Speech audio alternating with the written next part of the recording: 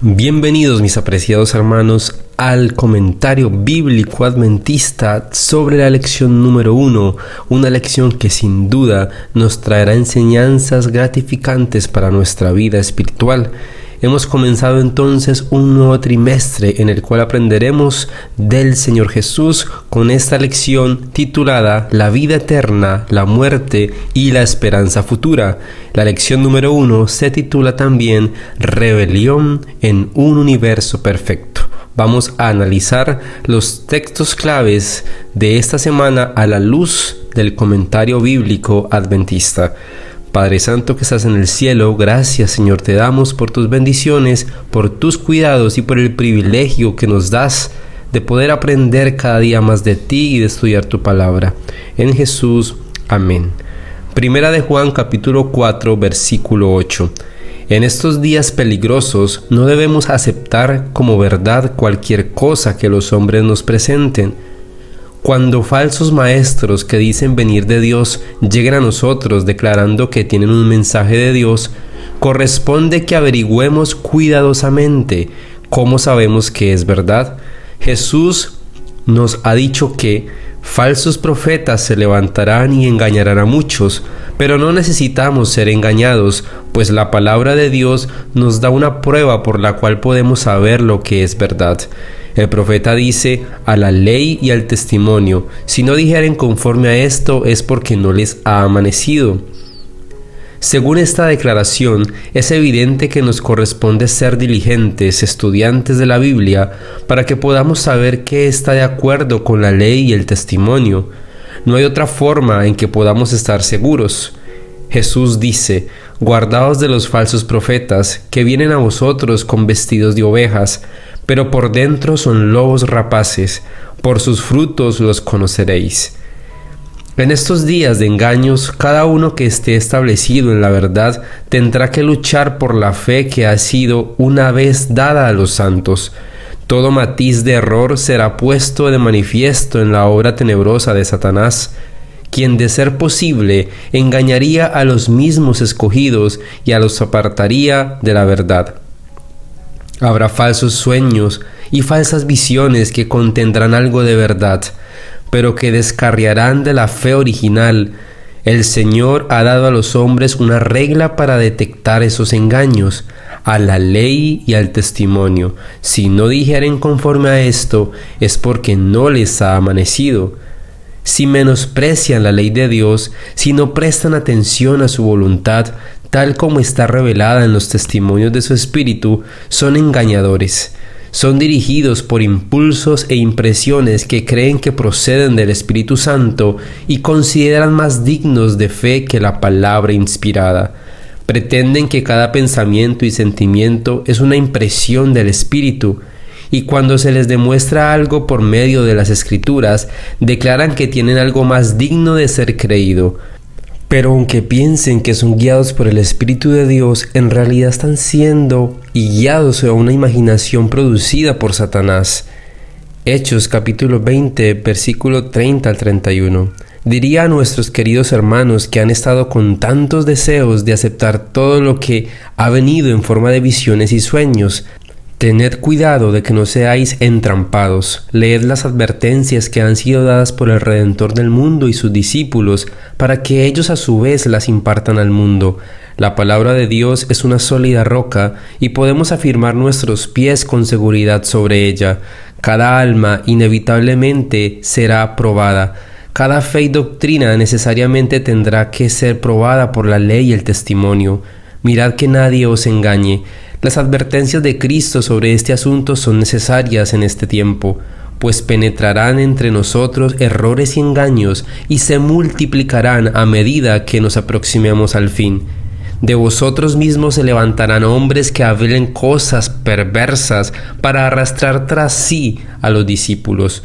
Por tanto, velad, acordándoos, no olvidéis que pruebas de este carácter deben sobrevenirnos, no solo desde afuera, sino desde dentro de nuestras propias filas. Nuestra seguridad individual depende enteramente de una consagración a Dios. El amor puro es sencillo en la forma en que actúa y distinto de todo otro principio de acción. Cuando se combina con motivos terrenales e intereses egoístas, deja de ser puro. Dios tiene más en cuenta con cuánto amor trabajamos que la cantidad de trabajos que hacemos. El corazón natural no puede crear ese amor. Esta planta celestial solo florece donde Cristo reina. Donde existe amor, hay poder y vida en la verdad. El amor hace bien y nada más que bien. Los que tienen amor dan frutos para santidad, al fin también tendrán la vida eterna. El comentario bíblico adventista sobre Ezequiel capítulo 28 nos dice: el Espíritu Santo fue quien planificó y unificó las Escrituras. Fue el Espíritu quien se aseguró que se diera suficiente información acerca de todos los asuntos esenciales, incluso la historia de Satanás. Además, fue el Espíritu quien determinó cuándo, cómo y por medio de quién se habría de dar la revelación. La ocasión que se considera en este pasaje era muy apropiada, pues el príncipe de Tiro había imitado en forma notable a su verdadero líder, el diablo. A la luz del gran conflicto, Tiro, junto con todas las naciones paganas, estaba bajo el dominio de los principios de este gran caudillo rebelde, y su influencia en la historia de esas naciones debía ser debidamente expuesta. La palabra aquí se traduce como sello. Se traduce también como diseño. En un sentido general es claro, Lucifer está dotado de sabiduría, gloria y hermosura más que todos los ángeles. Debe entenderse en su sentido más amplio la morada de Dios, haciendo referencia al Edén. El contexto muestra que Lucifer no había caído todavía. La creación de nuestra tierra, la ubicación de nuestros primeros padres en el Edén ocurrieron después de su caída. Toda piedra preciosa. Las piedras que se nombran aquí aparecen también en la lista de las que se encontraban en el pectoral del sumo sacerdote. Sin embargo, no se las nombra en el mismo orden. Además, hay 3 que no aparecen aquí. También la enumeración de estas joyas destaca la excelsa posición de quien, después de Cristo, era el personaje más digno de honor en el cielo. El día de su creación, por cuanto era un ser creado, Lucifer era definidamente inferior al Padre y al Hijo, en quienes está la vida original, intrínseca, es decir, propia. A pesar de esto, Lucifer pretendió ser igual al Hijo. Cuando Dios dijo al Hijo, hagamos al hombre a nuestra imagen, Satanás quedó celoso de Jesús. Deseaba que se lo consultara también a él en relación con la formación del hombre. Cuando aspiró a tener el poder que solo le correspondía ejercer a Cristo, cayó de su excelsa posición y se convirtió en el diablo. Es incorrecto decir que Dios creó al diablo o Satanás. El Señor creó a un hermoso ángel santo y sin mancha, pero este ángel se convirtió a sí mismo en el demonio. Versículo 14. Querubín grande. La palabra hebrea Mishai, aquí traducida como grande, no tiene una traducción precisa conocida. La figura del querubín protector o cubridor por encima del propiciatorio en el tabernáculo judaico ilustra la posición original de Satanás. Lucifer, el querubín cubridor o protector, estaba en la luz de la presencia de Dios. Era el más excelso de todos los seres creados y el más encumbrado en revelar los propósitos de Dios para el universo. Santo monte. Esta figura representa la sede del gobierno de Dios, es decir, el cielo mismo, representado por la figura de un monte. Con frecuencia se presenta a Dios como si estuviera rodeado de fuego y de brillo. Cuando el Señor se reveló a Moisés, a Aarón y a otros personajes de la antigüedad, estos vieron los pies de Dios sobre un embaldosado de zafiro. Se mencionan estos detalles para hacer destacar el contraste entre los privilegios que Lucifer tenía originalmente y la suerte que le tocó después de su caída. La multitud de sus contrataciones. La amplitud de tu comercio. Esta figura está tomada del enorme comercio de Tiro. No desaparece la figura del rey Tiro, la nefasta obra Lucifer, quien diseminó la rebelión en el cielo, es comparada con el comercio de Tiro, movido por la avaricia y muchas veces fraudulento. Te arrojé.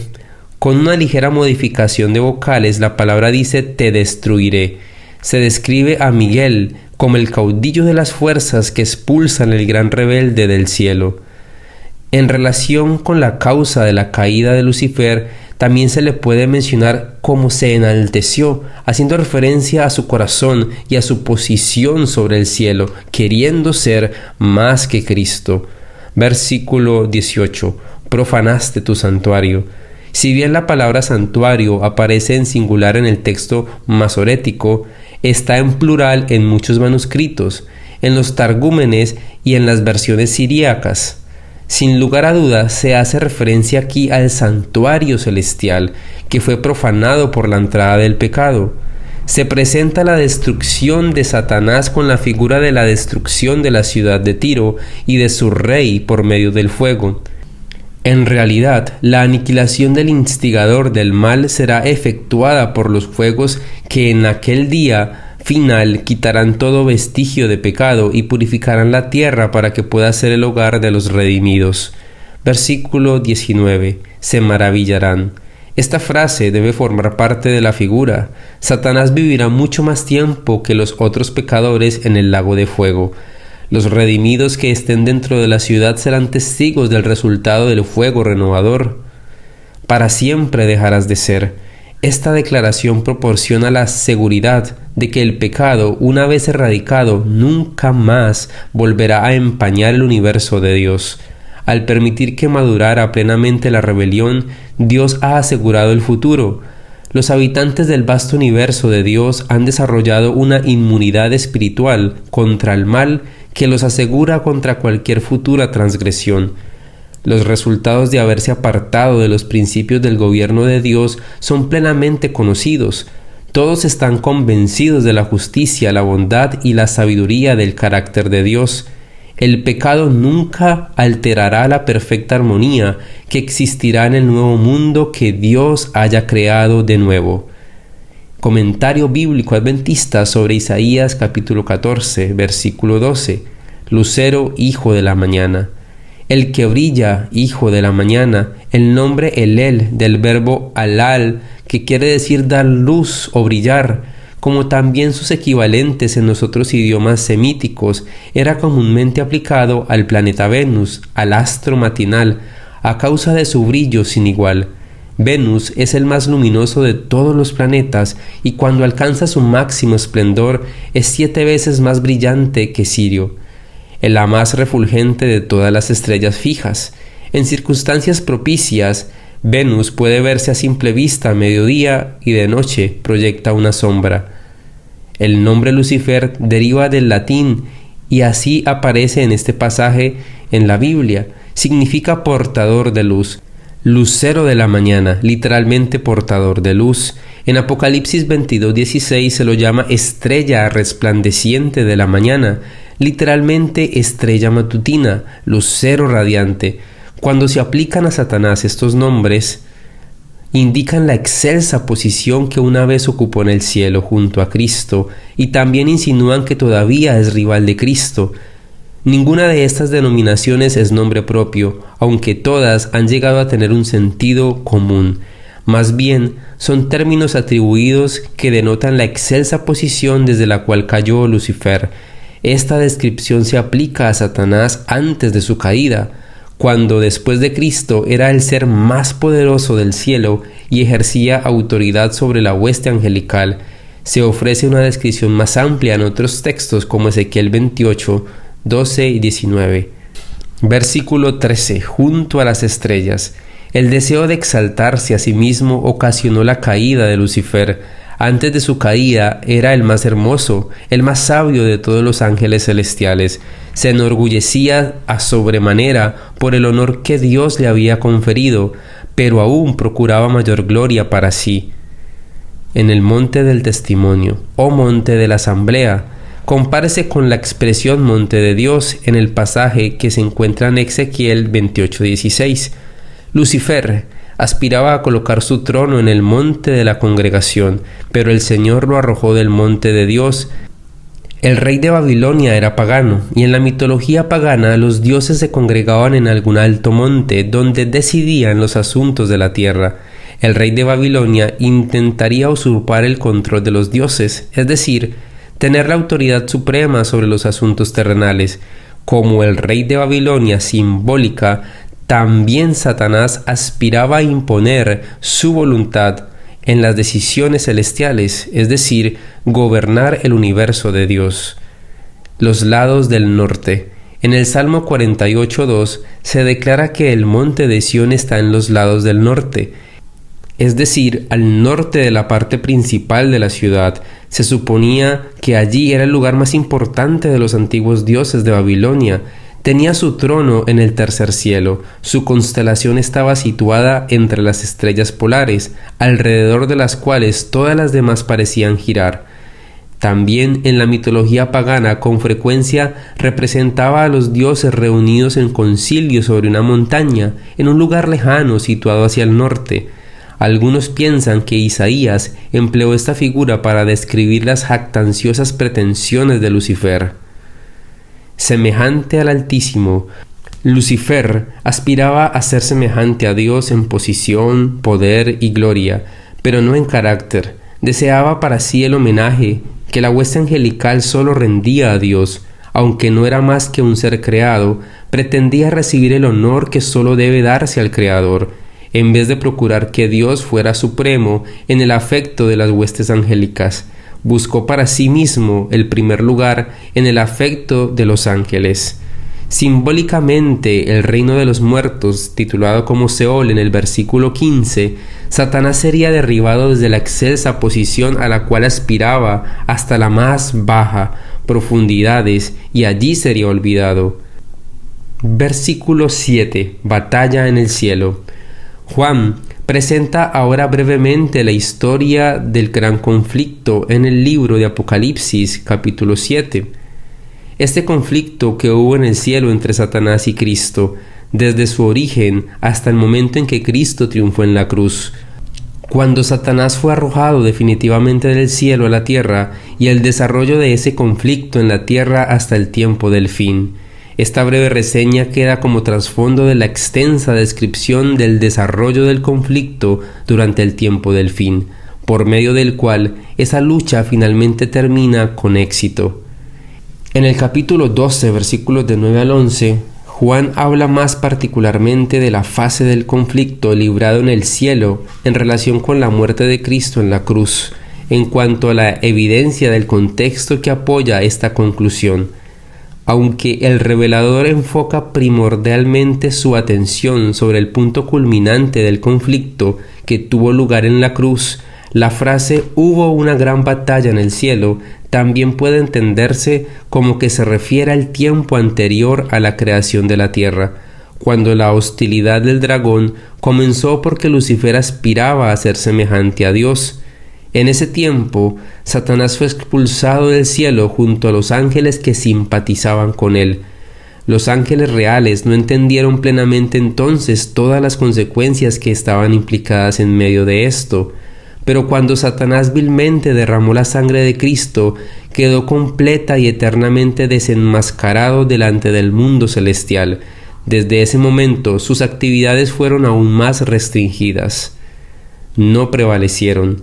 Como la frase «batalla en el cielo» puede tener una doble aplicación cuando se describe como el conflicto inicial en el cielo entre Lucifer y Dios, como también el que comenzó en la tierra entre Satanás y el Cristo encarnado.